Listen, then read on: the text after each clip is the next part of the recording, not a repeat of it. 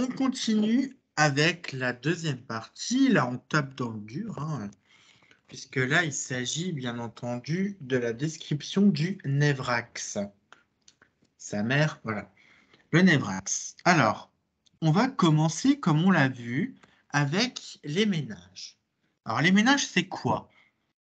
On connaît tous l'expression se creuser les méninges, n'est-ce pas? Mais est-ce que quelqu'un s'est déjà demandé ce que c'était avant de savoir? Non, on ne sait pas. Au pire, bravo, on n'a pas le temps.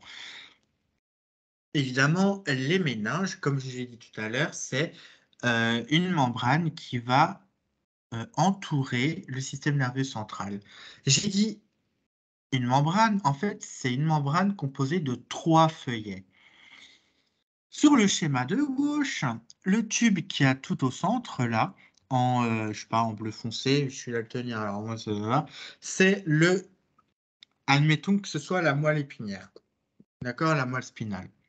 En rouge, enroule cette moelle spinale, comme une gaine, en fait, c'est la pimère qui est accolée au système nerveux central, que ce soit au niveau des méninges ou au niveau des méninges, au niveau de l'encéphale ou au niveau de la moelle.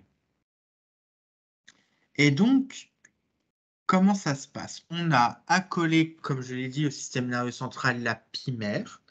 Ensuite, on a l'arachnoïde qui n'est pas accolé à la pimère, si bien qu'elle forme un espace qu'on appelle l'espace sous-arachnoïdien, et c'est là que va circuler le liquide cérébrospinal qui aura été sécrété par le foramen du quatrième ventricule, comme on l'a vu juste avant. Et enfin, accolé à l'arachnoïde, on a la dure mère, qui est la couche, le feuillet supérieur, disons le feuillet pariétal parce qu'il est accolé à l'os, plus précisément au périoste interne. On verra ça tout à l'heure. Donc voilà, on a ça. La dure mère est un feuillet c'est le feuillet le plus épais. Il est opaque, voire blanchâtre, comparable à une toile de chemise en termes d'épaisseur. L'arachnoïde, c'est une des choses les plus fines qu'on a au niveau du corps humain. Et la pimère est entre les deux. À droite, j'ai représenté une coupe admettons, d'une vertèbre très simplifiée. En noir, on va trouver l'os vertébral. En jaune, j'ai représenté un tissu adipeux. En rouge, en orange la dure mère. En bleu, l'arachnoïde. En rouge, la pimère. Et au centre, la moelle spinale. Les petites croix représentent encore une fois le liquide cérébrospinal. On a donc la cavité sous-arachnoïdienne. On voit des petits trucs noirs qui relient la pimère à l'arachnoïde. Il s'agit d'expansions nodulaires qui, en fait, vont donner un aspect de toile d'araignée. C'est pour ça qu'on parle d'arachnoïde. Eh bien, en fait, ces petites expansions nodulaires et le tissu adipeux vont former, en fait, et c'est ce à quoi servent les méninges, c'est-à-dire à protéger le système nerveux central des chocs de toute force mécanique. Ça va absorber les chocs grâce à la fois à la cavité liquidienne, à la fois au tissu adipeux et à la fois aux expansions nodulaires. On a donc une protection périphérique du système nerveux central par le biais des méninges, ce qui est quand même assez fou. En tout cas, il faut quand même avouer que c'est extrêmement intéressant. Voici pour les méninges spinales. On va voir maintenant les méninges crâniennes. Parce qu'il faut bien que vous vous mettiez en tête que tout ce qui est lié, enfin, tout ce qui concerne la moelle est assez simple d'organisation, mais dès qu'on touche au crâne, forcément, ça se complexifie, je dirais, infiniment. On va y aller par étapes, parce que ce schéma peut paraître impressionnant comme ça, mais en fait, il ne l'est pas tant que ça. Alors, en noir, comme tout à l'heure, c'est l'os. Donc ici, c'est en fait une coupe frontale, et en fait, c'est ici la voûte crânienne frontale. C'est l'os frontal que j'ai représenté ici de manière médiane. Bon, on a la voûte crânienne en noir. Tout os plat du corps humain va être recouvert par deux revêtements qu'on appelle du périoste, qui est en périphérie de l'os. Il y a un périoste externe vers l'extérieur et un périoste interne vers l'intérieur que j'ai représenté en vert ici. Ce qui est en rose, c'est le tissu adipeux crânien et le revêtement cutané. C'est sans importance ici. À l'intérieur, maintenant, on a toujours, j'ai gardé le code couleur, en orange la dure-mère, en bleu l'arachnoïde et en rouge l'apimère. Et en rose en bas, c'est le tissu cérébral, c'est le cortex cérébral. Alors ici, j'ai représenté un espace sous-arachnoïdien assez ample, hein. Dites-vous bien que c'est juste pour le dessin. En réalité, tout est très proche, hein. Là, on aurait plutôt une hypertrophie cérébrale ou plutôt ce qu'on appelle le syndrome de Nabila. Oui, c'était purement gratuit. C'était purement gratuit. En tout cas, ce qui est important ici, c'est le système vasculaire. En rouge, j'ai représenté des artères. Et ça va avoir son importance par la suite. Tout en haut, on a une artère méningée. C'est une artère qui va se trouver entre le périoste interne et la dure-mère, comme on peut le voir ici, et qui va notamment permettre la vascularisation justement de la dure-mère. Ensuite, à l'intérieur, on a une artère cérébrale qui va être, donc pour la vascularisation cérébrale, donc ici périphérique, et qui est par-dessus la pimère. OK? Et on a en plus au centre en bleu ce qu'on appelle un sinus veineux. Alors ça, on le verra juste après. C'est en fait le système veineux du crâne, parce qu'il n'y a pas vraiment un système de veines, il y a des sinus veineux. Et c'est à cet endroit-là qu'il va y avoir justement des granulations arachnoïdiennes où vont être résorbées, le LCS, justement, pour permettre de circulation. Et donc j'ai mis du sang bleu parce que c'est un sang veineux. Et alors, ce sinus veineux, en fait, c'est triangulaire et c'est limité par la dure-mère, comme on le voit, et par l'arachnoïde ensuite, hein. Et comme je l'ai marqué ici, on a les méninges qui vont redescendre au niveau de la fissure, enfin de l'espace interhémisphérique, hein, comme on va le voir tout à l'heure, qui va former ce qu'on appelle la faulx du cerveau. Eh bien, ici, j'ai trois représentations vasculaires. Ça va donner trois types d'hématomes parce que je sais que c'est plutôt apprécié quand je fais le lien avec la pathologie. Ce que je comprends, parce que ça permet de faire un peu du pourquoi du comment, hein. Alors, les hématomes, il y en a de trois types. Le premier, ça va être la rupture d'une artère méningée. C'est ce qu'on appelle un hématome extradural. Pourquoi? Parce que l'hématome va se retrouver par-dessus la dure-mère, comme on le voit ici. Ça se fait en général par fracture de la voûte crânienne, donc un choc assez important. C'est un hématome qui se forme assez rapidement et qui forme une urgence vitale, vraiment une urgence absolue, hein. Ensuite, si on a la rupture d'un sinus veineux, c'est-à-dire la rupture de la dure-mère au niveau d'une des deux parois, eh bien, on va avoir de l'accumulation de sang au niveau, entre la dure-mère et l'arachnoïde, comme on le voit. C'est ce qu'on appelle un hématome sous-dural en dessous de la dure-mère. Ça, c'est un hématome qui se forme entre 3 semaines et 3 mois. Donc, on voit qu'on change complètement les délais. Et c'est un hématome qui peut s'étendre jusqu'à une hémivoûte entière. Donc, c'est un hématome qui peut être vraiment très important. À gauche, on a, comme je ne l'ai pas précisé, mais on a un aspect lenticulaire, hein, c'est-à-dire qu'on va être convexe des deux côtés et plutôt localisé. Là, par contre, on va plutôt avoir un hématome, un hématome falciforme en forme de faux et qui se fait aussi par choc, par fracture. Maintenant, quand on a une rupture d'une artère cérébrale, par exemple lors d'un AVC hémorragique, eh bien, on va avoir un déversement de sang dans la cavité sous-arachnoïdienne et eh ben, on va avoir tout simplement du sang dans le liquide céphalorachidien au cérébrospinal. Et donc, c'est du sang qui va circuler dans toutes les cavités sous-arachnoïdiennes et ventriculaires. Et donc ça va très bien se voir si on fait une ponction lombaire. Comme tout est en circulation, je le rappelle, on va avoir un liquide cérébrospinal qui va être rosé, voire rouge. Ça, c'est le signe d'une hémorragie sous-arachnoïdienne, HSA. Maintenant, ce qu'il faut bien imaginer, c'est que le problème des hématomes intracrâniens, c'est que ça va former une augmentation de pression au sein de la boîte crânienne. Pourquoi? Le crâne, il est complètement hermétique. C'est une coquille sans trou. Il y en a un, en fait, c'est au niveau du foramen magnum, par là où passe la moelle spinale, justement, au niveau de la base du crâne. Et donc, comme la pression va augmenter à cause de l'augmentation de volume due à l'hématome, eh ben, le cerveau va chercher à sortir par le foramen magnum. Et ça, c'est un pronostic vital engagé. C'est ce qu'on appelle un engagement cérébral ou engagement tonsillaire. Je vous donne tous les termes, hein, quand je les connais en tout cas. Et donc, ça forme une urgence absolue, parce que ça, c'est pas très bon, hein.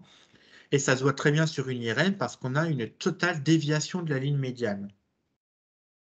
Ensuite, quand on fait une ponction lombaire, il faut faire attention, si on voit le liquide rosé, à ne pas faire une ponction trop importante. Pourquoi? Parce que comme on a une augmentation de pression au niveau du crâne, si on fait une ponction au niveau du bas, ça va faire une force de succion et ça va provoquer justement encore plus un engagement temporal, un engagement cérébral ou tonsillaire. Forcément, ça va être un peu plus problématique, donc il faut vraiment, vraiment, vraiment faire attention à ça.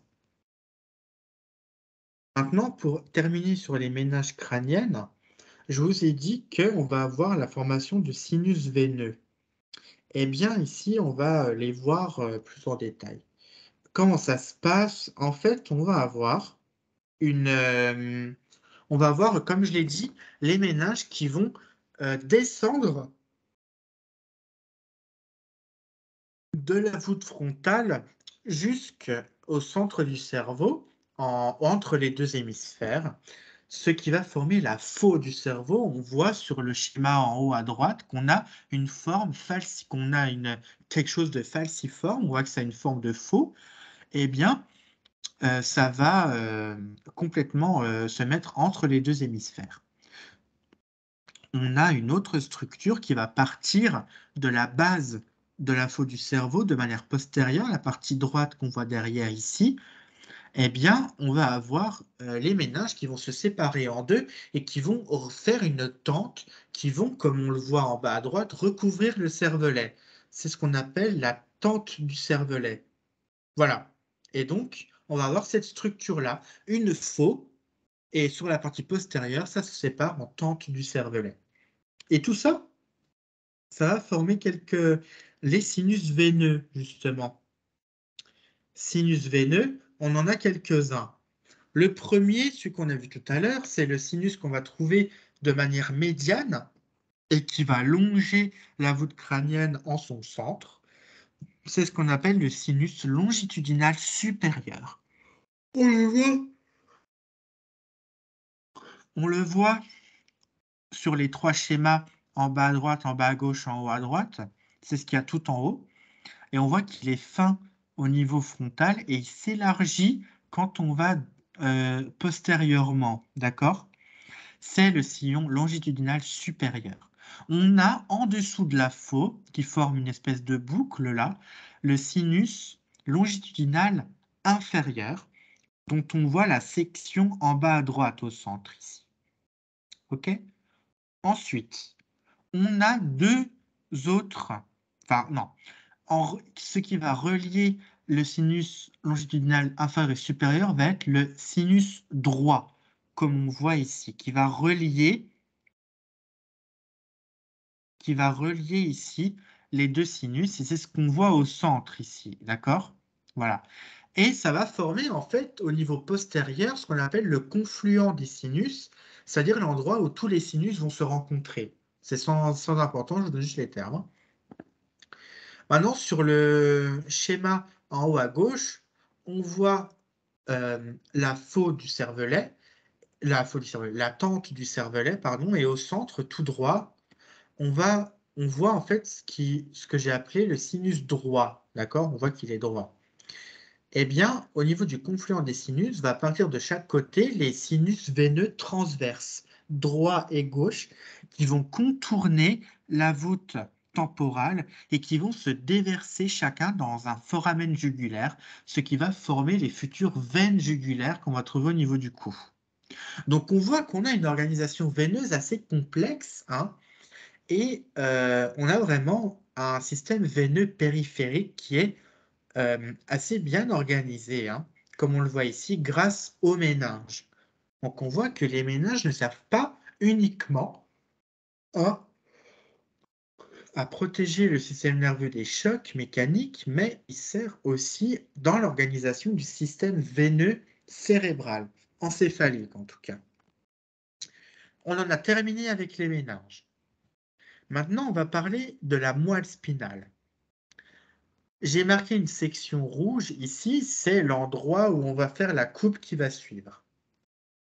Voici une coupe transversale de moelle spinale. Alors, qu'est-ce qu'on y trouve? Est-ce que par hasard quelqu'un saurait me dire? Non, parce qu'il n'y a personne ici.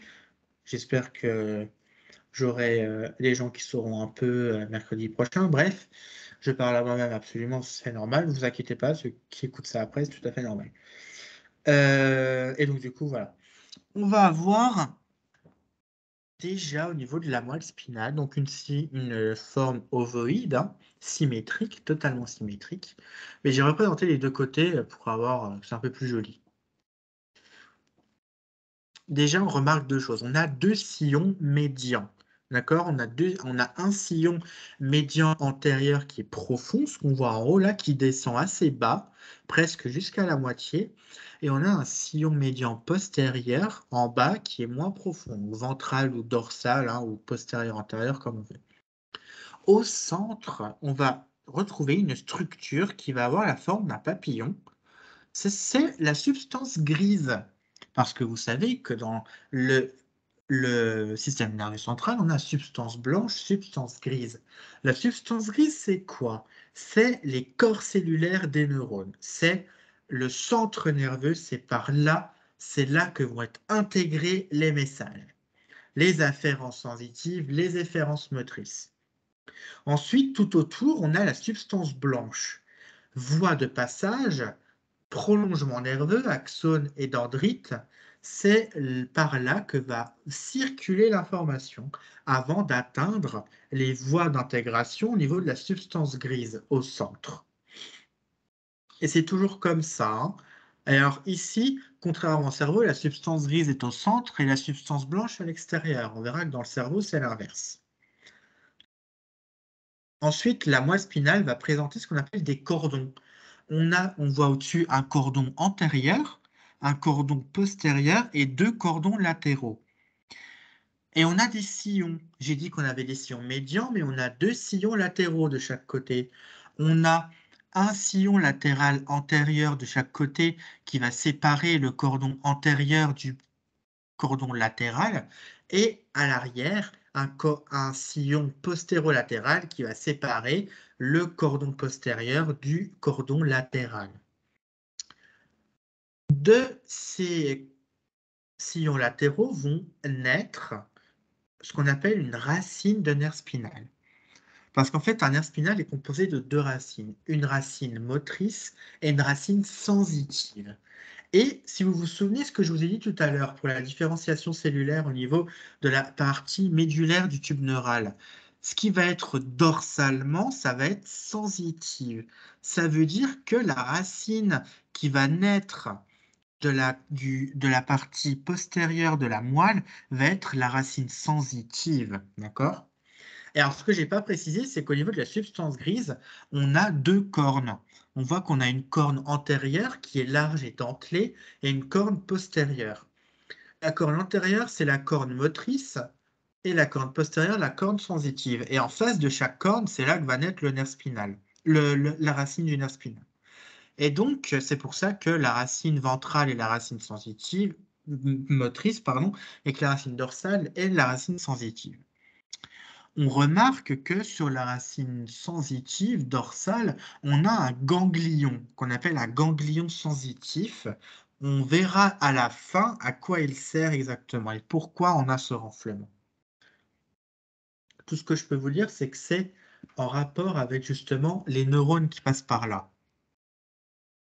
Ensuite, la fusion des deux racines vont former le nerf spinal. Et on voit que le nerf spinal est assez court finalement.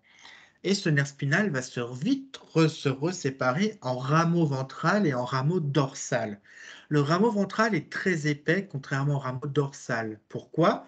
Déjà, on sait que la moelle spinale est déjà située très dorsalement. D'accord? On sait que nous, on sait que voilà, notre système nerveux est situé dorsalement. Et donc, forcément, il y a moins de choses à innerver au niveau du dos qu'au niveau du ventre. C'est pour ça on a des rameaux proportionnés, si j'ose dire. Ensuite, j'ai marqué à droite ici un truc bleu, là, une chaîne ganglionnaire qu'on appelle une chaîne ganglionnaire qu'on appelle chaîne ganglionnaire sympathique latérovertébrale. Ici, je ne l'ai pas mis dans le bon plan parce qu'elle va vraiment suivre la moelle spinale. Et là, on voit que je l'ai mis de manière perpendiculaire parce qu'on a une coupe transversale. C'est pas important, c'était juste pour vous montrer à quoi ça ressemble. C'est que, donc ça, c'est de chaque côté, hein. J'avais juste eu la flemme de faire l'autre de l'autre côté parce que j'avais énormément de mal à dessiner cette gêne de ganglion. Comme on peut le voir, hein, que c'est pas très bien dessiné, mais on s'en fout, hein, le principe est là. Le ganglion sympathique va être relié à la racine, au nerf spinal par deux rameaux communicants, un rameau communicant blanc et un rameau communicant gris. Le gris, je l'ai colorié exprès pour qu'on puisse les différencier. Et ça, on verra. Je vous le donne en mille, comme ça, vous ne comprendrez pas, mais vous vous en souviendrez tout à l'heure. C'est ce qui va former en fait la voie de passage euh, de la sensibilité viscérale. Voilà. On en reparlera tout à l'heure. Je voulais préciser également que le nerf spinal est extrêmement court. En fait, il se sépare en rameaux quand il sort justement de la vertèbre. D'accord? Donc en fait, elle a l'épaisseur d'une hémivertèbre, si on veut. Voici tout ce qu'on peut dire sur la moelle spinale. Je ne l'ai pas dessiné ici, mais au niveau du sillon médian antérieur, on va avoir une artère spinale antérieure qui va justement vasculariser toute la partie de la moelle spinale. Voilà. Ensuite, ce que je voulais dire au niveau des racines, au niveau des nerfs spinaux, parce que je vous ai un peu menti, je vous ai dit que le nerf spinal est la fusion entre une racine sensitive et une racine motrice. En fait, c'est faux. C'est juste que ça se représentait mal sur une coupe transversale. Ici, sur une coupe en 3D, sur une coupe en 3D, oui, bien sûr, sur un segment en 3D de moelle spinale, on voit que la racine sensitive est la réunion déjà de 6 racines sensitives. Et la racine motrice est la réunion de 5 racines sensitives. Et le tout forme le nerf spinal, comme on peut le voir. Et alors, ce que je n'ai pas précisé, c'est que la moelle spinale est identique à chaque étage, c'est-à-dire de la moelle cervicale jusqu'à la moelle sacrée, enfin plutôt la moelle lombaire. Et en fait, ça veut dire qu'il y a ce qu'on appelle des myélomères, c'est-à-dire que chaque étage de moelle spinale va correspondre à un nerf qui va relier un certain territoire. Et donc, c'est ce qu'on appelle des myélomères, c'est-à-dire des sous-unités de moelle spinale qui s'empilent, d'accord? Comme on empilerait un Lego, comme on ferait une tour de Lego, si on veut, avec des motifs qui se répètent.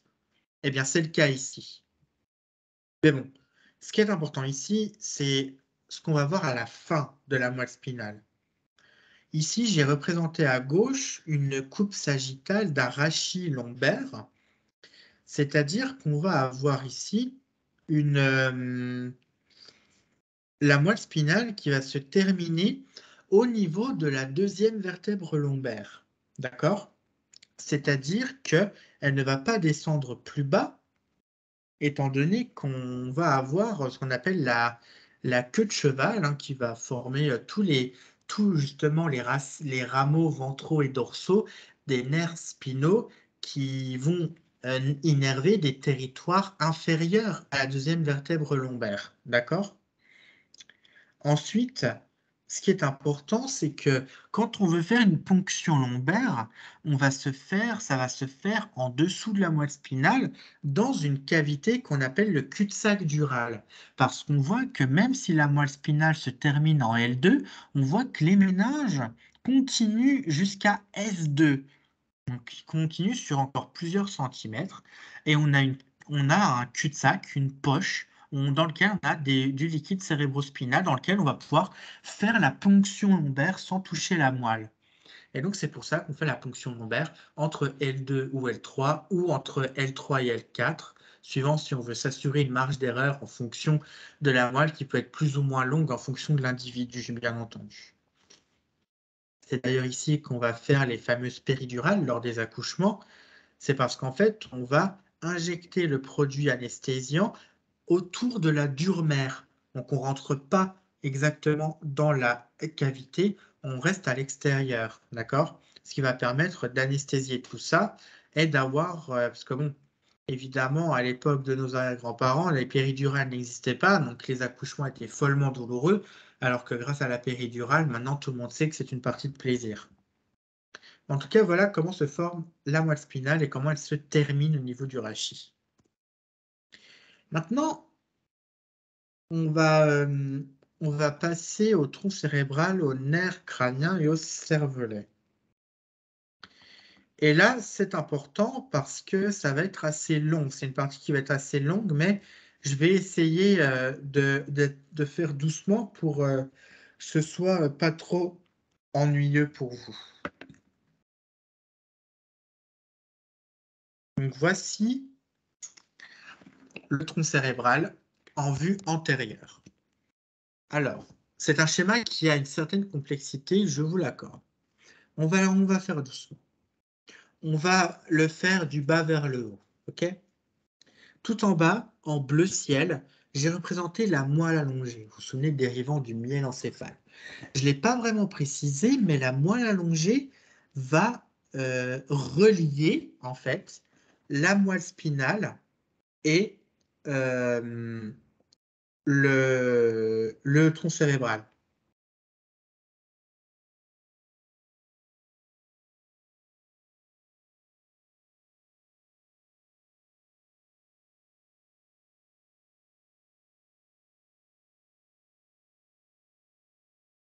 Et donc, pardon, je répondais à un snap.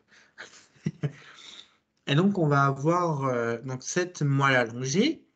Par-dessus la moelle allongée, on va avoir le pont qui est séparé par le sillon médulo-pontique. Hein, à chaque fois, médulo-moelle et pontique le pont. Ce pont va être relié à la partie supérieure qu'on appelle le mésencéphale et qui va être rattaché au mésencéphale par le sillon ponto-mésencéphalique. Alors, maintenant qu'on a vu ça, on va détailler un peu. La moelle spinale, comme pour la moelle allongée, pardon, en latin medulla oblongata, j'ai retenu ce terme, ne me demandez pas pourquoi, eh bien, va avoir à peu près la même disposition que la moelle spinale. On va avoir un sillon médian antérieur et deux sillons antérolatérales. D'accord? Bon, là, on est sur la partie antérieure. On verra la partie postérieure tout à l'heure. On va retrouver deux structures oblongues, d'accord, de chaque côté. C'est ce qu'on appelle les olives bulbaires. Ok? On verra tout à l'heure à quoi ils servent. Maintenant, au niveau du pont, c'est une structure qui va relier, qui va faire le pont justement entre le tronc cérébral et le cervelet qui se situe juste derrière, que j'ai représenté avec ces stries caractéristiques hein, qui correspondent en fait aux lamelles du cervelet. Pour bien vous représenter, ce qui part sur les deux côtés, en dessous des stridiots, c'est ce qu'on appelle les pédoncules cérébelleux moyens. Parce que le cervelet est relié au tronc cérébral par trois structures qu'on appelle les pédoncules cérébelleux supérieurs, moyens et inférieurs. Et donc, il est relié au pont par les pédicules cérébelleux moyens, les plus importants, les plus gros. Bien. Et donc, ce pont, il va avoir au niveau de sa structure médiane, disons, une gouttière qu'on appelle justement la fosse basilaire. Pourquoi basilaire? Parce que par-dessus, on voit en rouge le tronc basilaire ou l'artère basilaire qui va évoluer au sein de cette fosse. Voilà. Et donc, c'est des structures qu'on voit très bien parce que la moelle allongée a des stries verticaux. Le pédoncule, le pont, il va avoir des fibres plutôt horizontaux, transversaux, comme on le voit au centre, et le mésencéphale vers le haut a des stries verticaux également. Alors, le mésencéphale, on voit qu'il y a deux parties qui sont rejointes au niveau de la base et qui partent sur les côtés. En fait, ils partent sur les côtés, mais vers l'avant. En fait, il faut bien imaginer que c'est une structure antérieure qu'on voit ici, hein. En fait, les pédoncules cérébraux, au-dessus, le mésencéphale, se penchent vers nous, en réalité. Et donc, on a deux pédoncules cérébraux qui partent de chaque côté. Par-dessus, en jaune, c'est ce que j'ai marqué, les tractus optiques, et qui forment au milieu ou en haut le chiasme optique en forme de X, comme on le voit, ce qui va former les nerfs optiques, deuxième nerf crânien. Au milieu des deux pédoncules cérébraux va se trouver plusieurs structures. D'abord, au niveau de la base, ce qu'on appelle l'espace perforé postérieur. On dit perforé tout simplement parce que c'est l'endroit qui va être perforé par plusieurs artères qui vont vasculariser le centre cérébral. Et donc, il faut bien imaginer que ce qu'on voit entre les deux pédoncules cérébraux va être la partie tout à fait inférieure du diencéphale, comme on va le voir tout à l'heure.